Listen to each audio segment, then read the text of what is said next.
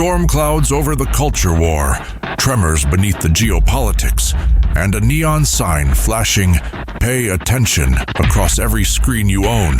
Welcome to The Grind for June 5th, 2025. We're calling this episode Shifts, Shadows, and Global Gambits.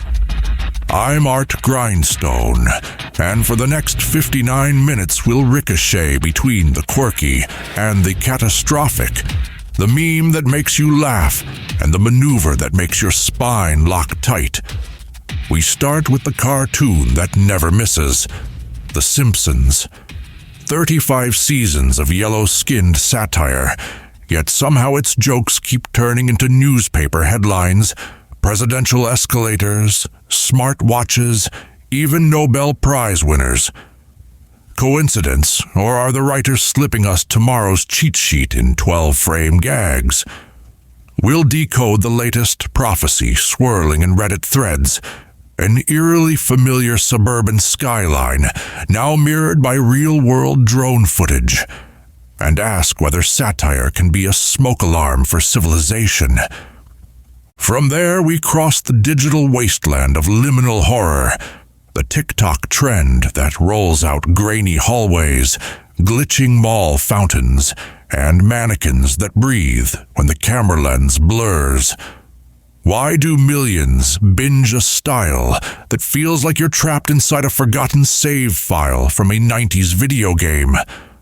Psychologists say it's collective anxiety about a future we can't map. Folklorists call it modern myth-making. I call it the cultural canary for a world that knows something is off, but can't name the monster. And just when you think pop culture can't get stranger, we'll parse the magic numbers. From 1111 wish memes to the viral angel number economy that sells you a hoodie because 444 means protection. Numerology is back. It's online, and it moves markets more than some blue-chip analysts. Is all that counting harmless fun, or a data-age superstition steering real decisions? Hold that question, because after the break, we pivot from cartoons to combat. Russia is reviving Cold War playbooks with rail-based missile drills and Arctic bomber patrols. China claims it's cracked quantum-secure communications.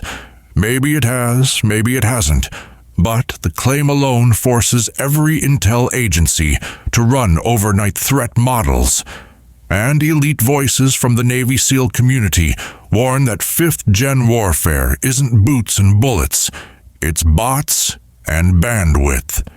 We'll map the maneuvering, the budgets, and the bluffs that make today's standoff feel like a chess match played on 3-layered boards. Then we crunch the big money. Global defense spending just shot past $2.718 trillion. Yes, the number starts with pi. And no, the irony is not lost on me. 60% of that cash sits in the hands of a handful of nations. Europe alone hiked its outlays 17%, a record surge that leaves social programs scrambling for spare change. Is it deterrence or a self-fulfilling spiral toward confrontation?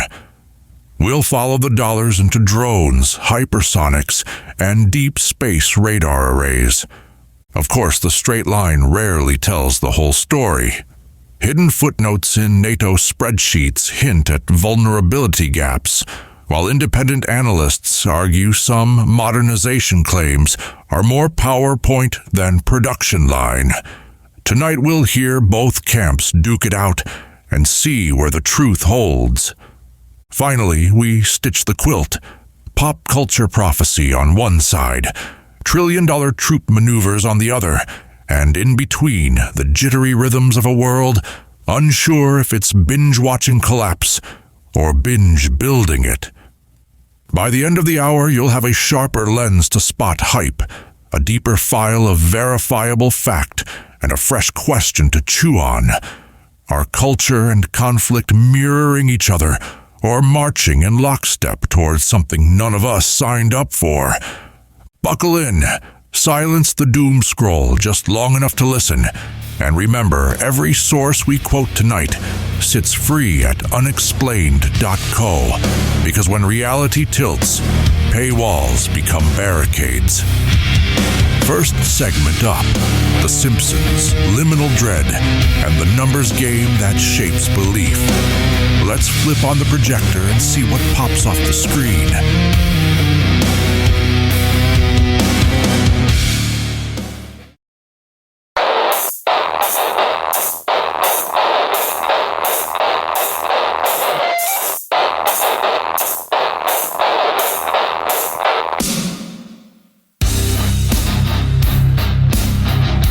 Let's kick things off by diving into this week's stories and uncovering the surreal signals from our favorite screens.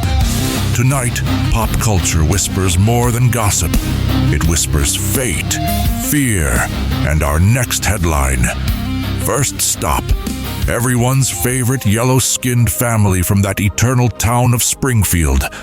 The Simpsons' uncanny prophecies have turned a snarky cartoon into a cryptic oracle, and the internet will not let the writers forget it. Over more than 700 episodes, Homer has fumbled his way through situations that later echoed real life.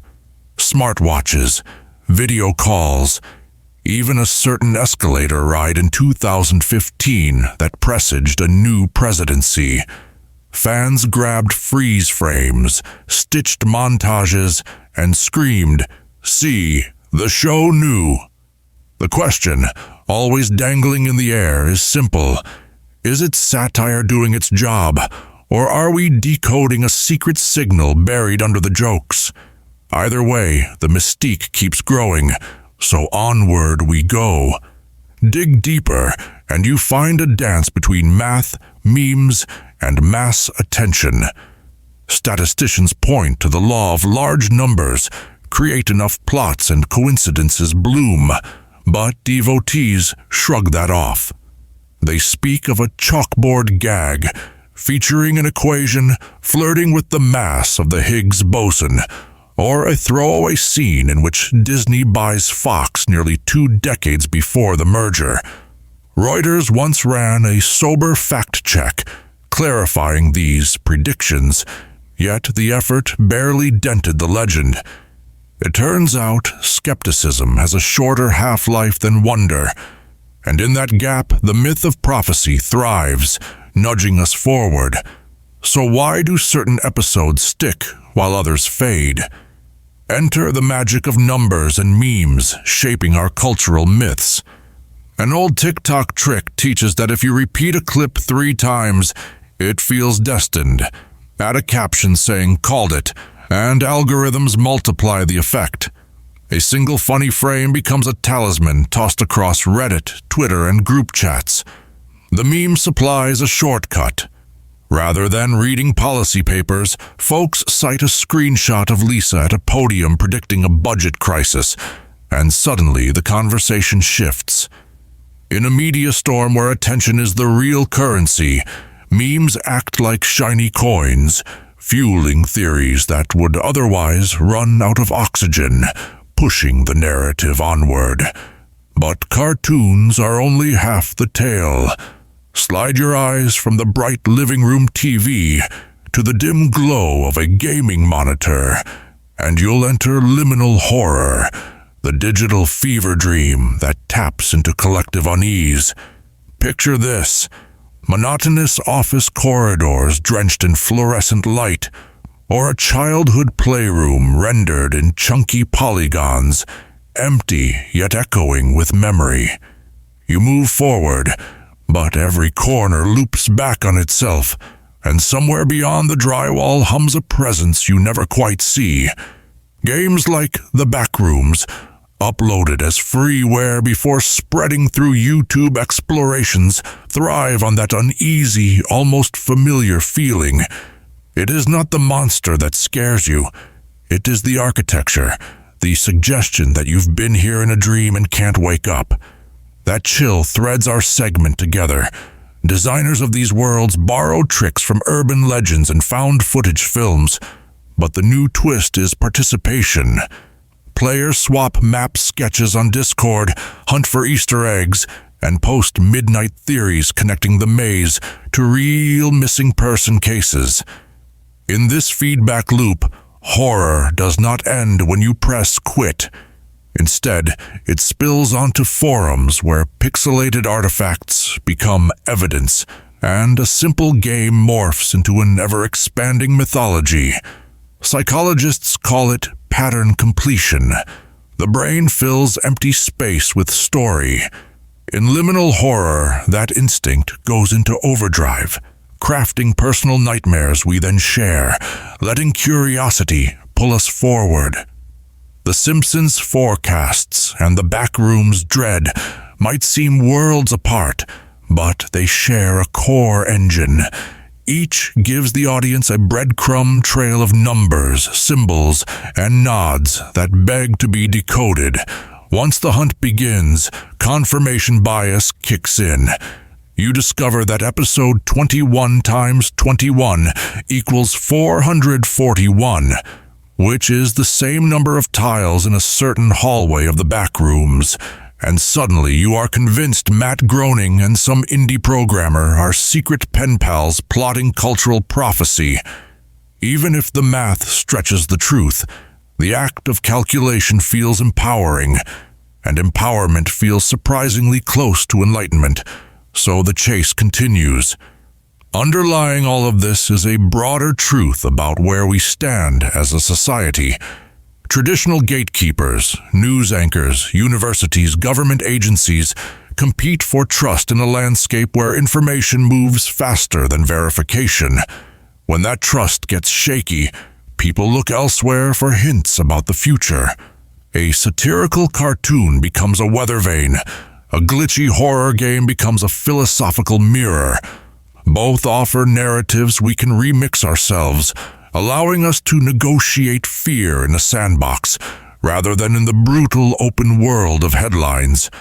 That control, even if illusory, calms the nerves, so we keep watching and playing. So what do these prophecies really tell us about tomorrow? Maybe they reveal our craving for story coherence. We yearn for a universe where events line up, where tragedy and triumph fit inside act breaks. The Simpsons writers read the news, exaggerate trends, and by doing so light up the path we are already walking. Liminal game makers do the same, but with anxiety. They stretch familiar spaces until cracks show, exposing fears we pretend not to notice.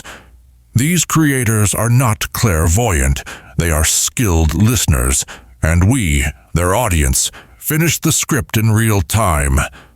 That shared authorship hints at a future where prediction is less about crystal balls and more about collaborative storytelling, urging us onward.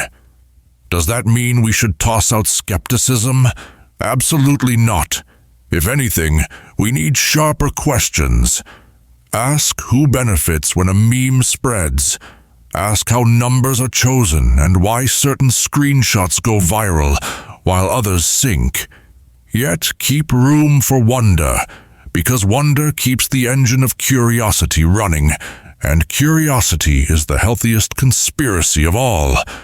When you glance at a cartoon still or step into a pixelated hallway, recognize the echo of your own hopes and fears calling back. Take the warning, take the joke, take the chill, then decide what kind of future you want to write. That choice, more than any hidden gag or ghostly corridor, is the real prophecy. And the grind rolls forward.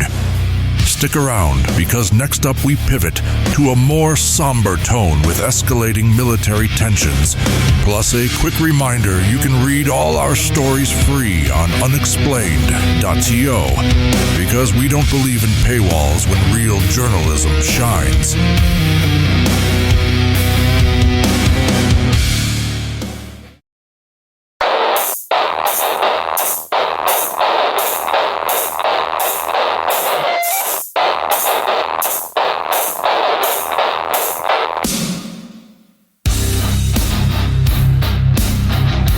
Switching gears from pop culture puzzles, we now zero in on the seismic shifts in global military strategy. Power games are rumbling louder than ever. First up, Russia's latest mobilization drills are rolling across satellite images like storm clouds over the steppe.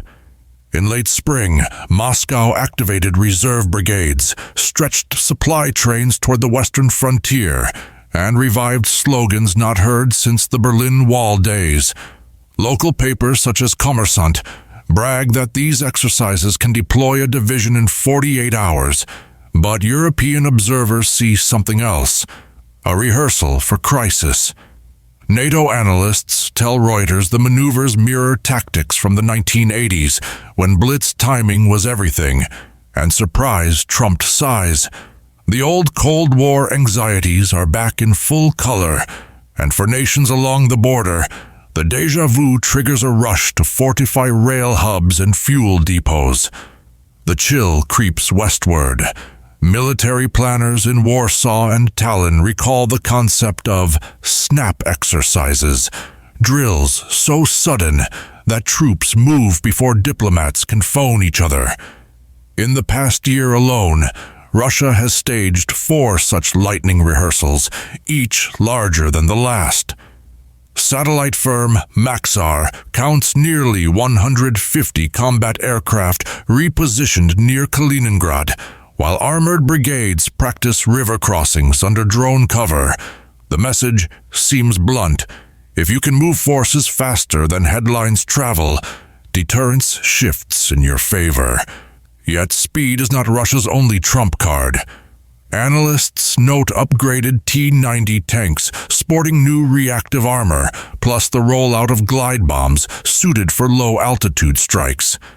It is modernization on the cheap, but it signals intent, prodding neighboring capitals to respond in kind. Momentum builds. That ricochet lands squarely in Washington, where retired Navy SEALs dissect the trend on podcasts and in briefings for lawmakers hungry for frontline wisdom. Commander Mark Devine, who spent 2 decades in special operations, told the Associated Press that modern warfare dynamics now hinge on hybrid dominance, a cocktail of cyber pokes, drone swarms, and elite teams slipping behind lines. He warns that big toys like aircraft carriers still matter, yet victory in the next skirmish may come down to who owns the data pipe, not the beachhead.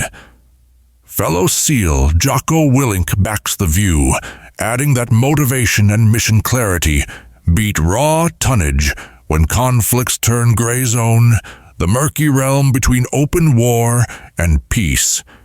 These voices carry weight on Capitol Hill, steering budget debates toward nimble forces over lumbering behemoths, and the bargaining grows louder. While Washington debates agility, Beijing flashes a different ace: quantum security. State media in China claim their military achieved a stable quantum communication link between Naval Command and a missile frigate patrolling the South China Sea. The breakthrough, if genuine, could encrypt orders in a code no supercomputer can crack. Western scientists respect the physics, but question the field readiness. Professor James Hennessy of Oxford notes that quantum channels are fragile. Even a jiggle in the fiber optic cable can scramble the entangled photons. Still, the boast rattles defense circles because perception often outruns proof. Whether breakthrough or bluff, China's quantum push forces rivals to pour fresh billions into research, a budget tug-of-war playing out in real time.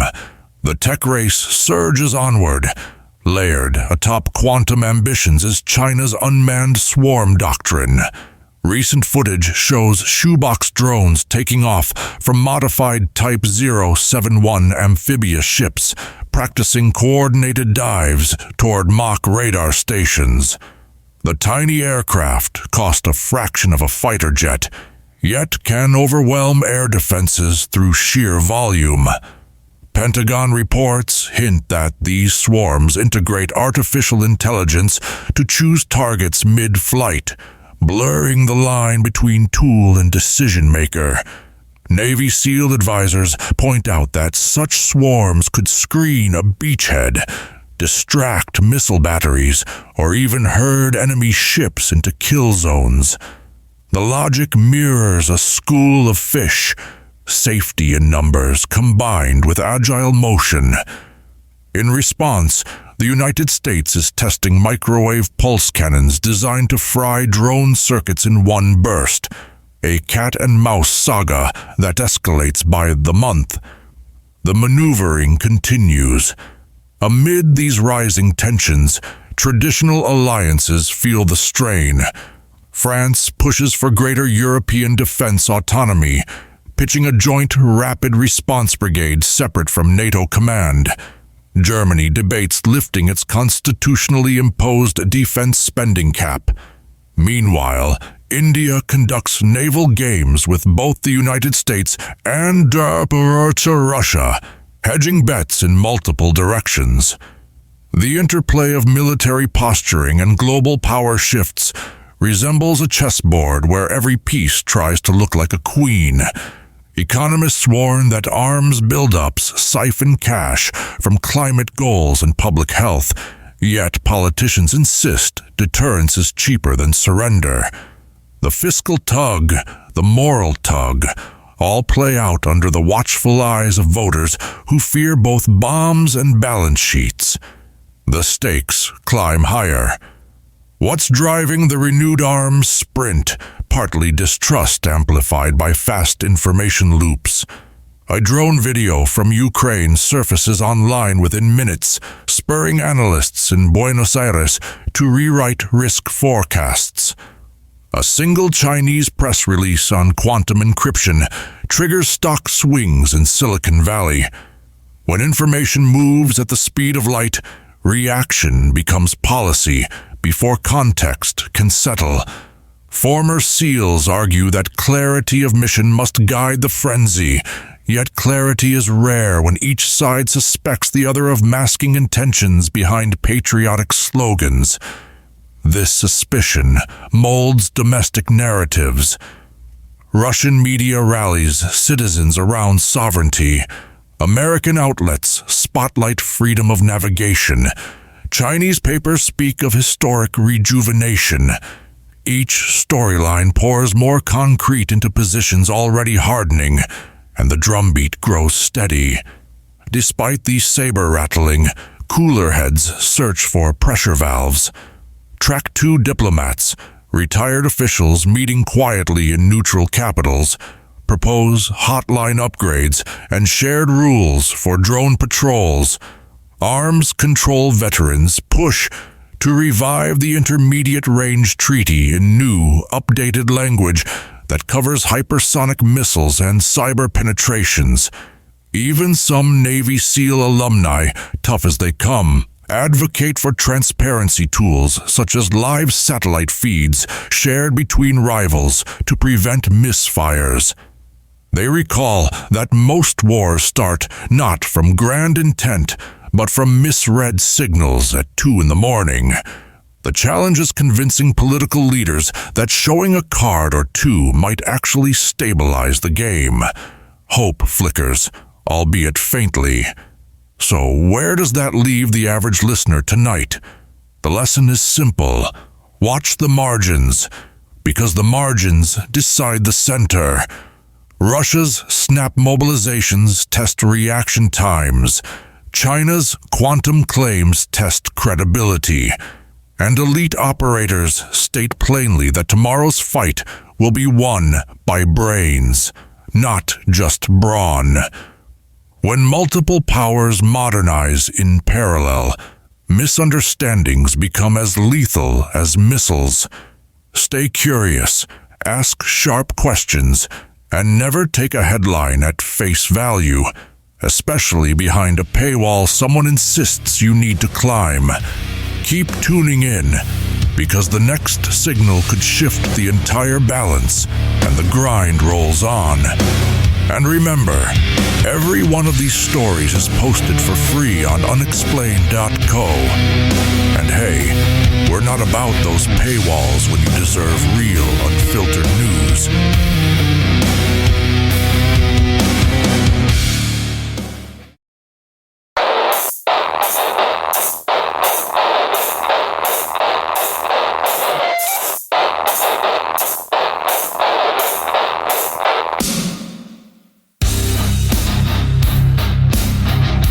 With the numbers laid out, let's peel back the layers behind this unprecedented military spending. Money talks. And right now it's shouting through artillery megaphones. Defense budgets are ballooning everywhere you look, and the world on the brink makes bankers, generals, and everyday citizens ask the same question. Are we funding security or flirting with disaster? The tempo of cash flow tells a story louder than diplomatic speeches, so listen close as we dive in. Start with the headline figure. Global defense spending surged to $2.718 trillion in 2024, the highest amount ever tallied, according to watchdogs at the Stockholm Peace Institute. For comparison, that pile of money could fund universal primary schooling worldwide for more than a decade, yet we choose jets over pencils. Every continent chipped in, but the spike was not spread evenly. The top 5 spenders, the United States, China, Russia, India, and Saudi Arabia, control roughly 60% of the entire pot. That dominance gives them unmatched leverage over arms markets, alliance politics, and even the pace of technological breakthroughs. When a handful of capitals hold that much purchasing power, the balance of fear tilts fast, so keep that tilt in mind as we move forward. Take Washington first. The United States alone approved a budget north of $870 billion, a jump fueled by new lines for hypersonic missiles, submarine construction, and cloud computing contracts that stitch data from satellites to soldiers' tablets in real time. Pentagon officials argue the price tag matches the threat environment. 2 active regional wars, simmering cyber attacks, and the need to reassure allies that Uncle Sam still carries the big stick. Yet critics on Capitol Hill note that over 1/3 of that budget flows to private contractors without competitive bidding. The watchdog group Open the Books warns that cost-plus deals incentivize spending over savings. Still, when maps get shaky, lawmakers tend to choose surplus over scarcity, and the checks keep clearing. The current commits set precedent for next year, and momentum is a hard beast to stop. Shift the spotlight to Beijing, where defense transparency remains murky, but the trend line is unmistakable. Estimates peg China's military outlays near $350 billion, almost double what it spent a decade ago. Analysts at Jane's Defense see the cash going into anti-ship missiles, satellite constellations, and massive shipyards churning out frigates at a rate that would make Henry Ford grin.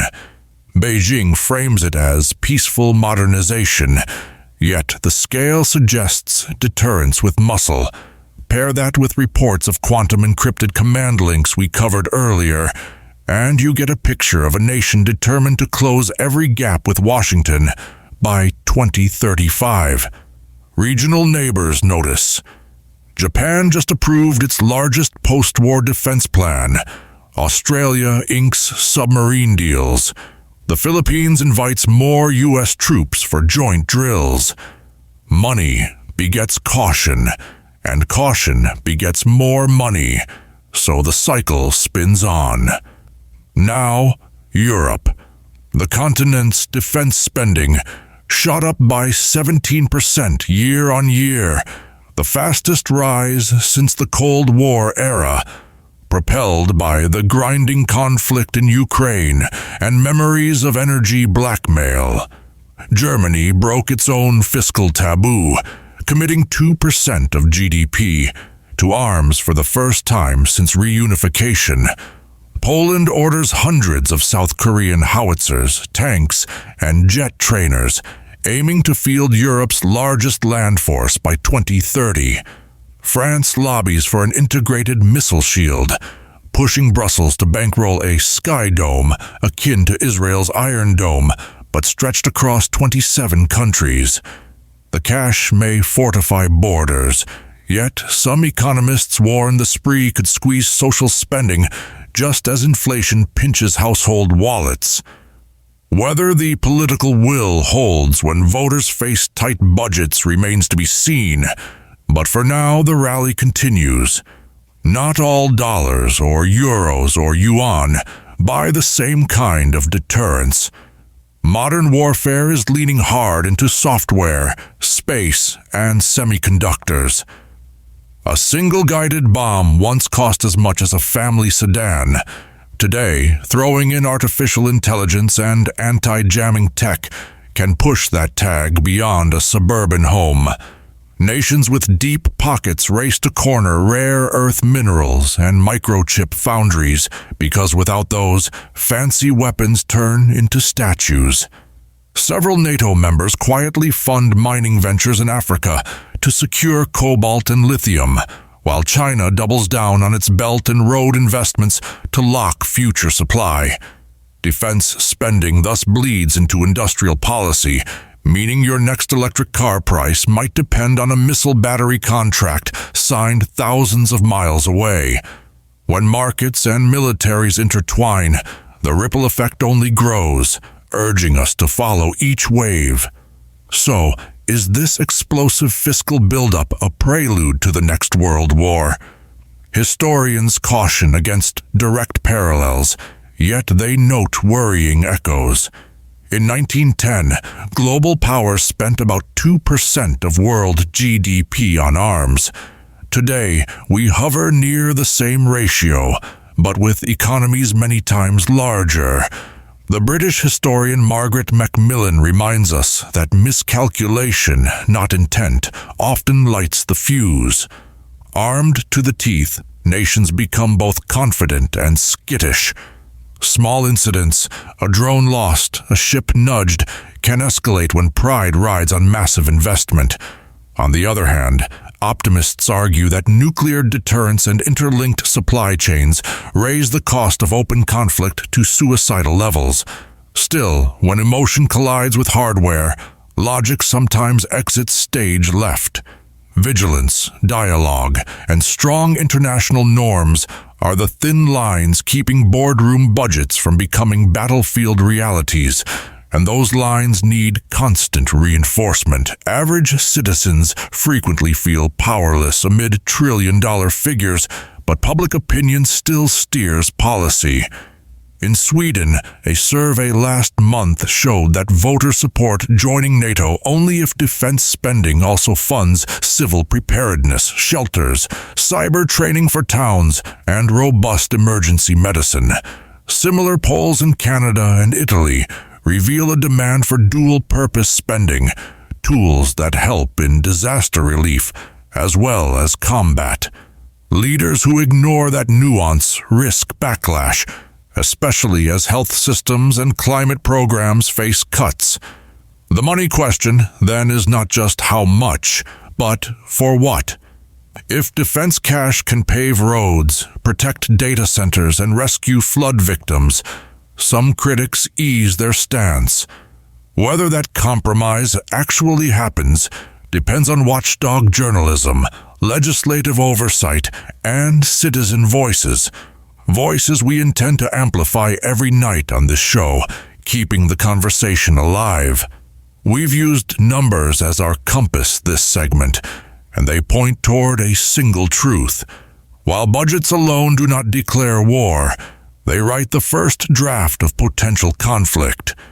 $2.718 trillion represent strategy, fear, pride, and profit rolled into one staggering sum. The top spender's 60% grip shapes the rules, while Europe's 17% surge proves momentum can shift quickly. Whether these moves steer us towards stalemate or showdown will hinge on transparency, diplomacy, and a public unwilling to sleepwalk through history.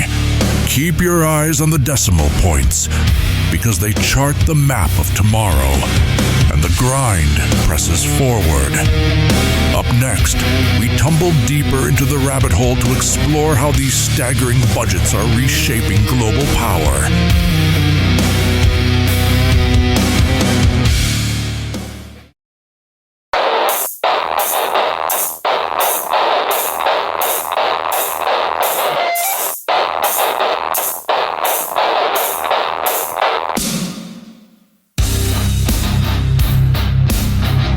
Now that we've mapped the numbers, let's venture further into the real-world implications behind these fiscal moves.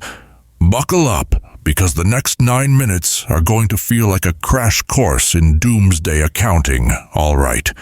The marquee headline, of course, is that United States defense spending is now flirting with $1 trillion, a number so large it barely sounds real.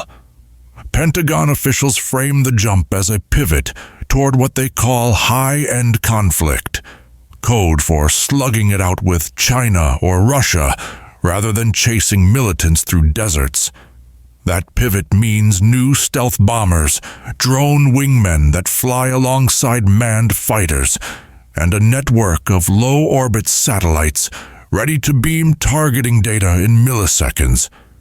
Retired Air Force Colonel Cedric Layton told CNN that the goal is decision dominance, making choices faster than an opponent can blink. Speed, in other words, becomes a weapon, and speed costs money, so the checkbook flips open wider. But money alone does not guarantee dominance.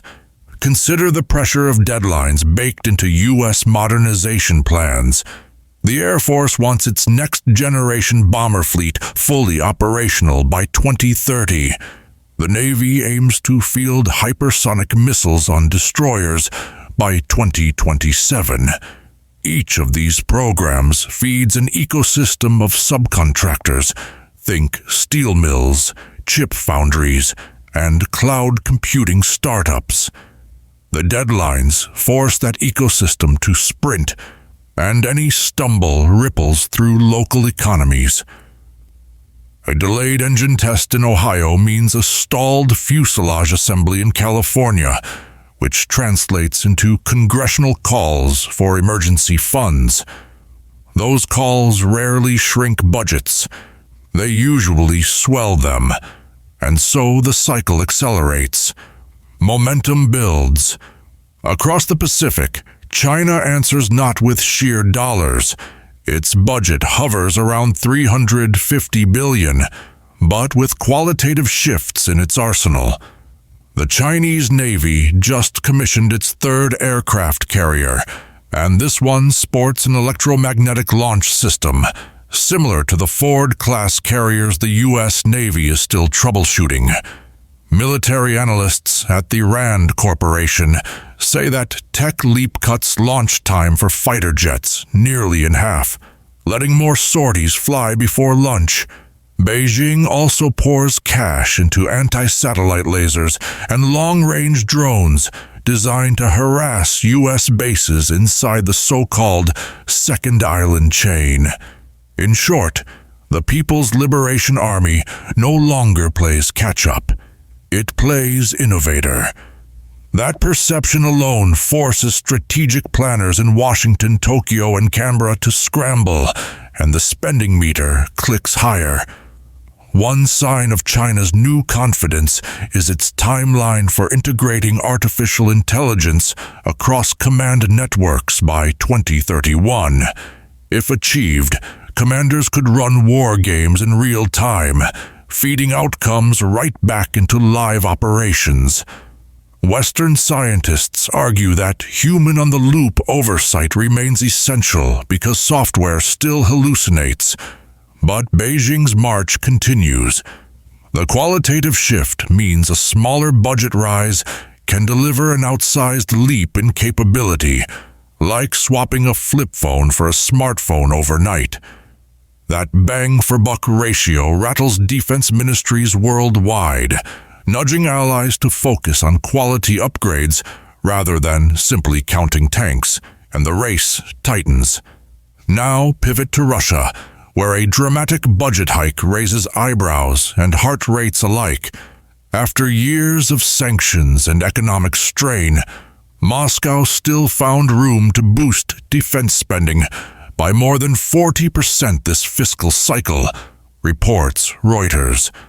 A big chunk funds a new regiment of S-500 surface-to-air missiles capable, on paper, of intercepting hypersonic weapons. Equally notable is the investment in drone factories scattered far from Western supply choke points, a strategy aimed at sanctions resilience. Add in cash for long-range artillery shells and upgraded T-90M tanks, and you see a government readying for sustained, high-tempo conflict. European intelligence agencies note that Russian procurement contracts extend through 2030, implying a long game, not a quick gamble. The continuation of conflict in Ukraine offers a grim testbed, feeding data back into design labs. That feedback loop keeps tensions alive. Yet Russia's military wallet is only half the story. The other half is doctrine. Kremlin strategists speak openly about escalate to de-escalate, the idea of using limited high-impact strikes, cyber or kinetic, to force opponents to back down. Modernized tools make that doctrine more credible, especially when paired with the threat of tactical nuclear weapons. The West responds by hardening command bunkers and staging joint exercises in the Arctic and Baltic, and each exercise has a price tag attached. Defense budgets grow not just because of hardware, but because of psychology. Fear is expensive, and no receipts include a refund line, so the spiral remains unbroken. Europe, meanwhile, bolts fresh armor onto its collective frame. The European Union once prided itself on peace dividends, but those days feel distant. Poland pledges to raise outlays to 4% of GDP, nearly double NATO's guideline. Germany ordered 35 F-35 fighters from Lockheed Martin, marking a huge departure from its post-Cold War caution. France pushes a continent-wide rapid deployment force by 2028, arguing that European sovereignty requires the ability to project power without dialing Washington first. Smaller nations join in. Finland drills conscripts in winter drone swarms. Romania upgrades its Black Sea fleet. Even Ireland debates ending its long-held neutrality. Collective muscle flexing becomes the new normal, and budgets swell accordingly. This European surge also fuels an industry renaissance. Defense firms in Spain build artillery shells nearly around the clock, while Swedish shipyards throw up new submarine modules in modular fashion, like Lego for war. The economic boon pleases finance ministers, yet it strains supply chains for raw materials that green tech and consumer electronics also need. Lithium, cobalt, even ordinary copper face demands spikes from both wind turbines and radar arrays. When a missile guidance chip competes with an electric car battery for the same mineral, prices soar. That tension between climate goals and defense needs exemplifies the tangled web of modern security economics. The tug-of-war continues. Critics warn that each power's spending timeline could become a self-fulfilling prophecy. The U.S. wants quantum-resistant encryption by 2030. China sets 2031 for AI-integrated command. Russia eyes mid-decade for mass hypersonic deployment. Europe plans new force structures by 2028. As these deadlines converge, political leaders may feel compelled to show results to their publics, ratcheting up rhetoric or provocative patrols. Deadlines help bureaucracies focus, yet they also set psychological timers that tick audibly in diplomatic halls. Miss a milestone and risk looking weak. Hit it and risk making rivals jumpy. Either way, the clock ticks. So where does that leave the world on the brink? We stand amid dollars, deadlines, and doomsday talk, tugging the global fabric in multiple directions. Large economies chase next-gen tools, while smaller states weigh alliances like shoppers comparing warranty plans. For citizens, the key question remains: what threat justifies these costs? Policymakers insist modernization deters war, yet pessimists reply that arms races historically ignite it. The answer sits somewhere in the murky middle, and that murk is why we stay on the story night after night, connecting the fiscal dots to the geopolitical clouds. Keep your curiosity sharp, because the budget lines we highlighted today will shape the headlines of tomorrow, and the grind pushes ahead. Stay with us as we uncover conflicting evidence and expert debates that twist this narrative in unexpected ways.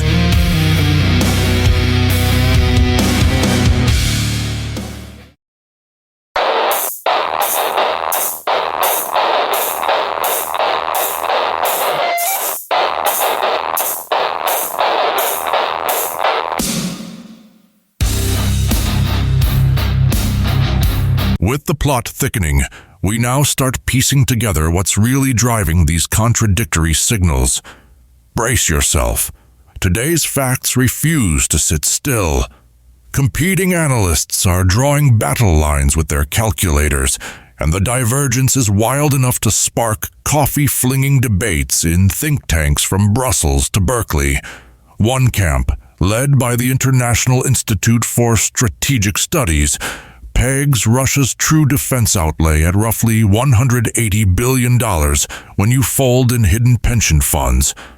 Another camp, the Kiel Institute, insists the number barely clears $120 billion once you strip away creative exchange rates. That $60 billion gap is not pocket change.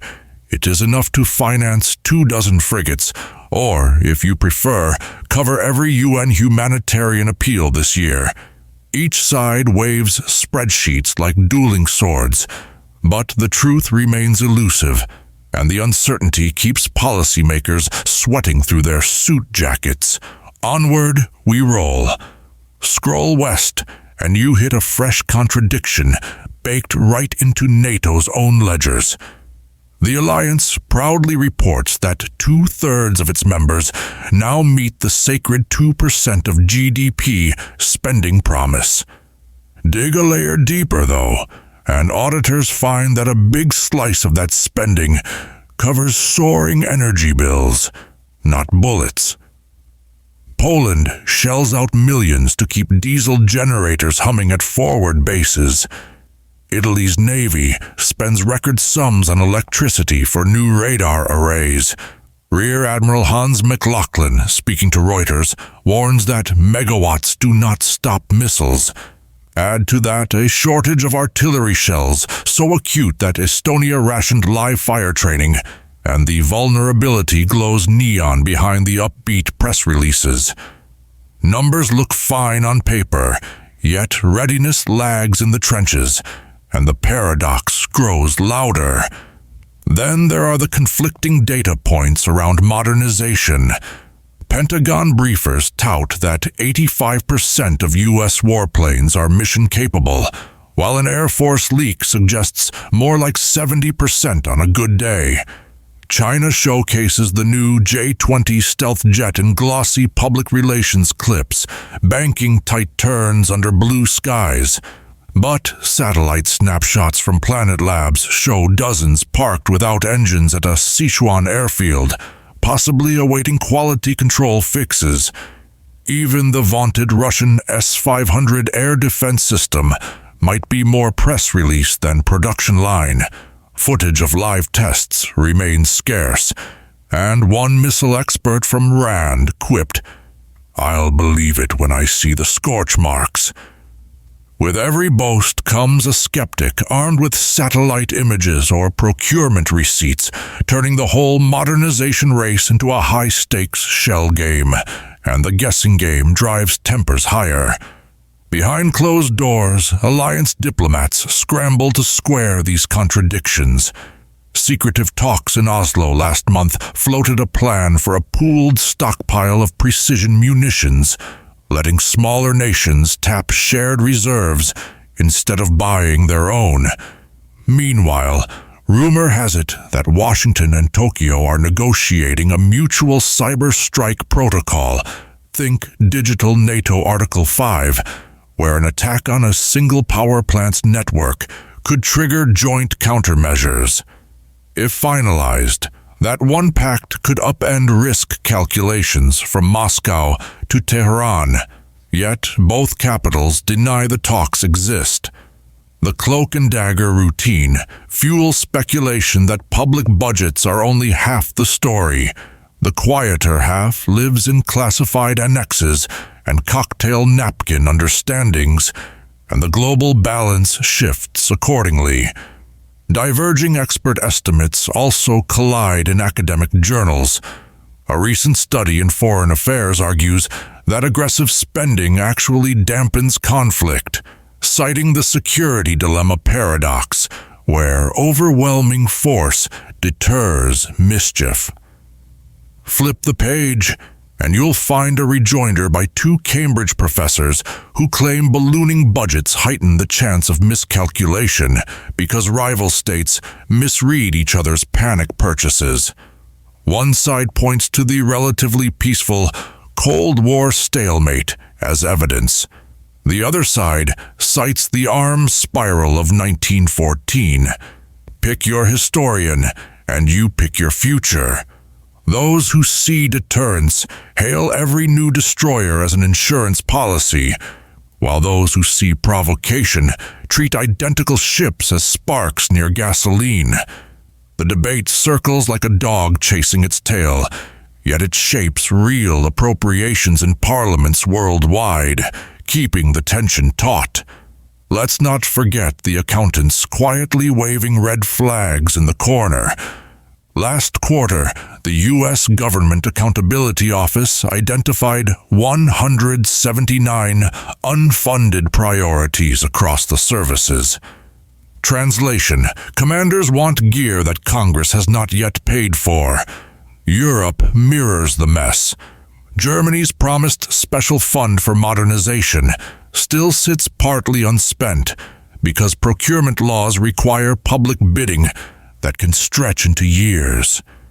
As deadlines loom, lobbyists push lawmakers to skip competitive tenders in favor of urgent operational needs, a phrase that often masks sloppy contracting.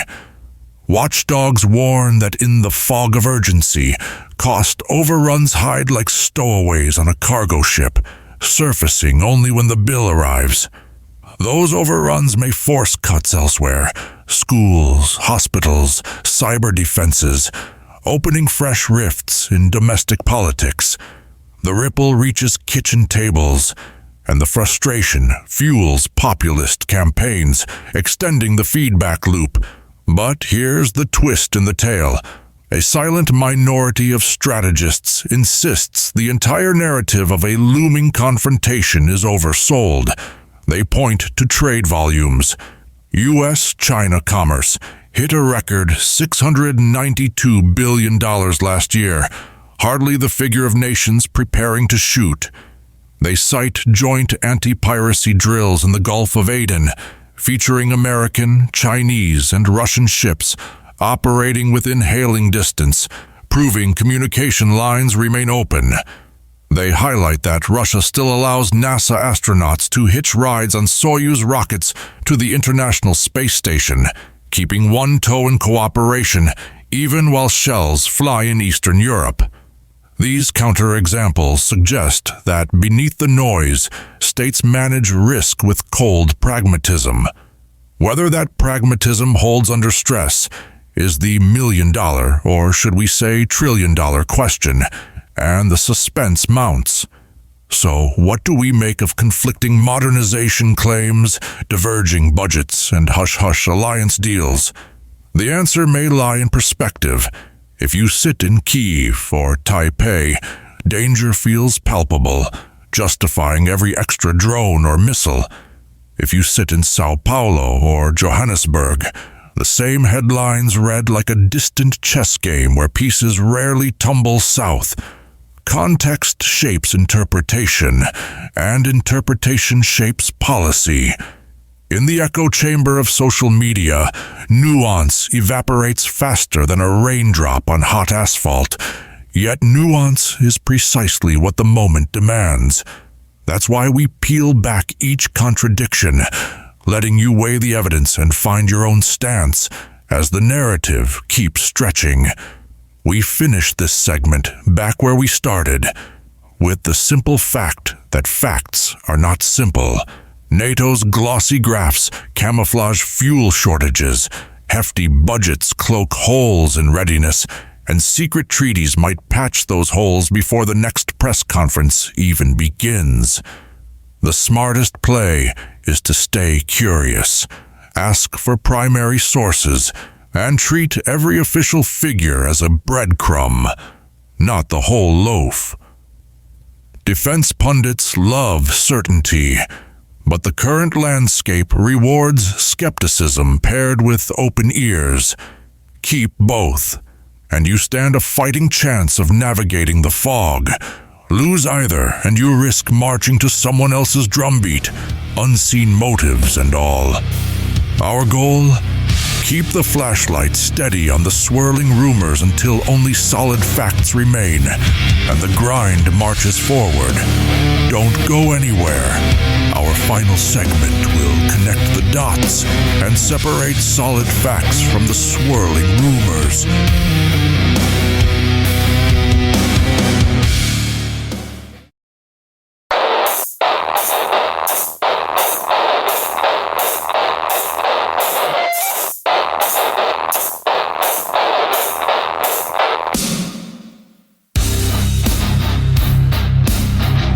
As we wrap up our deep dive, we clear the fog of rumors to reveal the true state of global defense.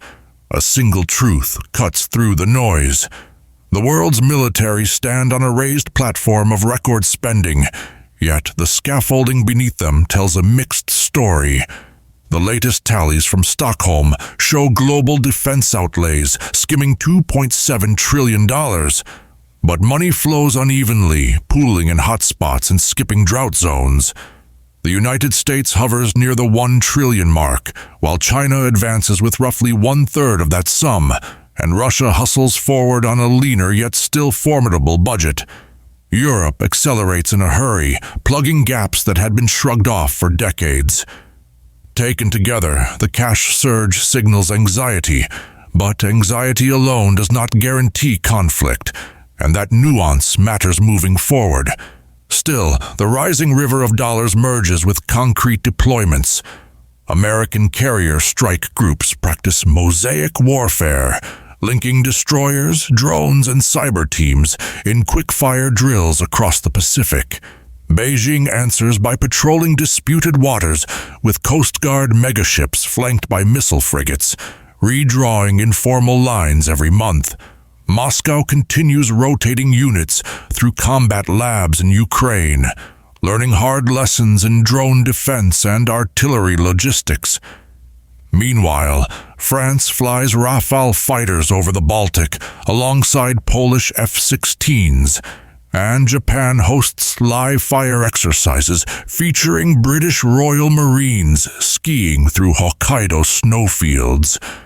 These moves illustrate a chessboard in motion, redefining security norms as visible posture mixes with hidden intent, and the pieces keep sliding. To grasp whether such maneuvers tilt toward peace or peril, we must separate solid data from speculative noise. Start with satellite imagery. Companies like Planet Labs capture tank parks, runway patterns, and missile test plumes down to a few square meters, creating verifiable snapshots that slice through propaganda. Combine that with open-source shipping trackers, and civilian analysts can pinpoint where a submarine tender left port and how long it stayed at sea. Hard evidence, check. Now contrast that with rumor mills claiming vast underground drone swarms or secret weather weapons. When you trace sources, many of those claims rest on pixelated photos or anonymous chats. The lesson is clear. Trust counts, but proof counts double, and keeping that filter sharp preserves sanity. Balanced synthesis demands that we measure deployments against wider trends, not headline jolts. Yes, Indo-Pacific navies are bulkier than a decade ago, but trade in that region also climbs, binding economies together. Yes, Russian missile brigades inch closer to NATO borders, yet energy pipelines still feed half of Europe. Duality rules the day. Strategic scholar Laura Saal from King's College London frames it this way. Capacity grows, but so does interdependence. The question is, which force speaks louder when tempers flare? She points out that even at the height of the Cold War, grain still crossed the Iron Curtain. That historical echo reminds us that economic ties can restrain fists, though not always, and the tension lingers. Let's talk about power shifts, redefining norms. A decade ago, sea lane security meant U.S. destroyers patrolling choke points. Today, Indian and Indonesian vessels escort cargo through the Malacca Strait, backed by joint intelligence cells in Singapore. In Africa, tiny Djibouti hosts bases from the United States, China, France, and Japan in walking distance of each other, forcing daily coordination just to avoid radio interference. In South America, Brazil partners with Sweden to build Gripen jets on home soil, signaling that advanced manufacturing no longer sits exclusively in the Northern Hemisphere. These examples show that multipolar defense networks complicate the classic superpower face-off model. Influence leaks sideways, giving mid-sized nations leverage they lacked before, and the balance becomes dynamic. Amid these shifts, new security norms emerge. Space, once a gentleman's club of a few dozen satellites, now brims with commercial craft carrying military piggyback payloads. The United Nations debates rules for orbital traffic control, yet enforcement tools remain thin. Cyber deterrence, once an academic term, now features in alliance communiques with pledges that a pixel attack can trigger an Article 5 response just like a missile strike. Even public disclosure norms shift. The Pentagon releases declassified videos of aerial threats, partly to reassure citizens and partly to deter rivals by showing what sensors can spot. Transparency mixes with theater, shaping expectations of how states should behave, and norms continue to evolve. What does all this mean for keeping peace in a tense world? The answer sits at the intersection of capability, communication, and calculus. Capability provides the muscle. Communication provides the muscle memory. Calculus decides when the muscle flexes. Capability on its own can intimidate or reassure depending on message discipline. A destroyer sailing unannounced near contested reefs provokes fear. The same vessel on a pre-scheduled freedom of navigation patrol may calm shipping insurers by upholding international law. Communication thus steers perception. Finally, calculus, the internal weighing of costs and benefits, guides leaders under pressure. If potential gains from aggression appear small compared with the costs imposed by coalitions and economic backlash, deterrence takes root. The goal, then, is aligning perceptions so that every side's calculus favors restraint, letting capability serve as a lock, not a battering ram. Solid data helps. The more open-source proof the public holds, the harder it is for any actor to spin wild tales in the shadows. Civil society groups posting satellite images of fortified runways force officials to tell the truth or risk a credibility hit. Likewise, transparent budget hearings reveal hidden line items that might otherwise spark suspicion abroad. Openness can look risky, yet secrecy often incubates paranoia, and paranoia drives arms races. Balance emerges when states share enough to prove intentions, but not so much that vulnerabilities light up like neon signs, a delicate dance that demands continuous adjustment. Ultimately, our balanced synthesis shows a planet teetering between constructive competition and catastrophic misstep. Rising spending and strategic deployments indicate real fears, yet existing norms and growing interdependence offer guardrails.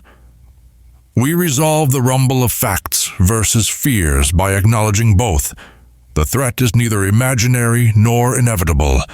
It is conditional, shaped by daily choices from diplomats, generals, coders, voters, and yes, curious listeners who demand accountability. Keep watching the spending graphs, but also watch the shipping lanes, the trade deals, and the chatter at international forums. Peace may hinge less on any single weapon, and more on whether rival capitals trust that tomorrow's headlines will still leave room for negotiation. That trust is fragile, but not extinct, and nurturing it is the collective mission ahead as the grind keeps turning. Join us tomorrow when we probe emerging cyber threats and their potential to disrupt even the strongest alliances.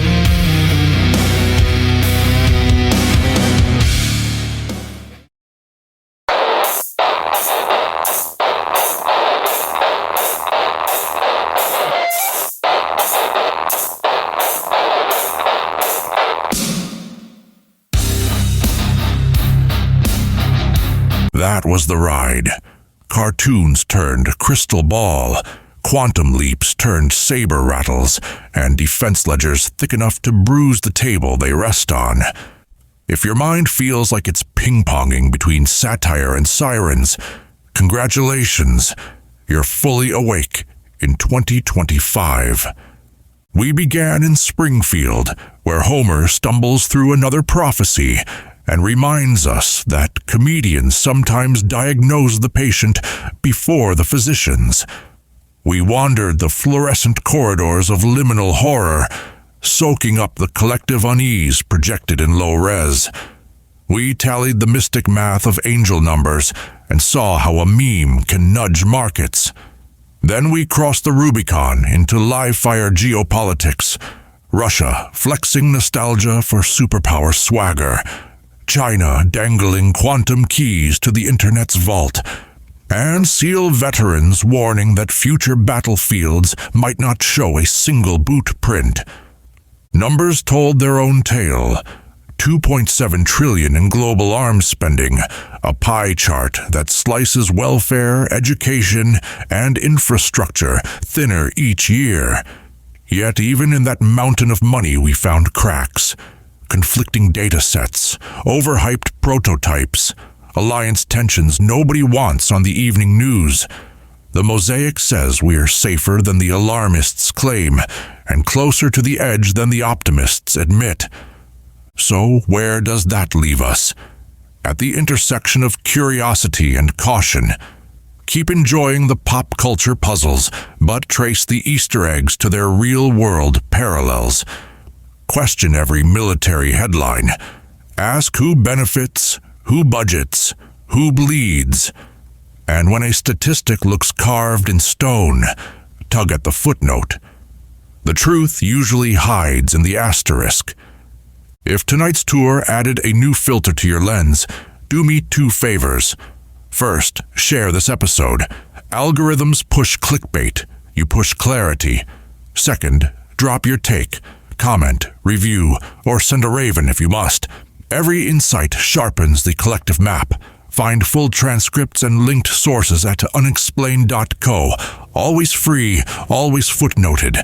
Hit subscribe so the next alert lands before the next misdirection. Tomorrow night, we peel the lid off emerging cyber threats, the zero-day exploits and deep-fake diplomacy that could short-circuit alliances before a single missile leaves the silo.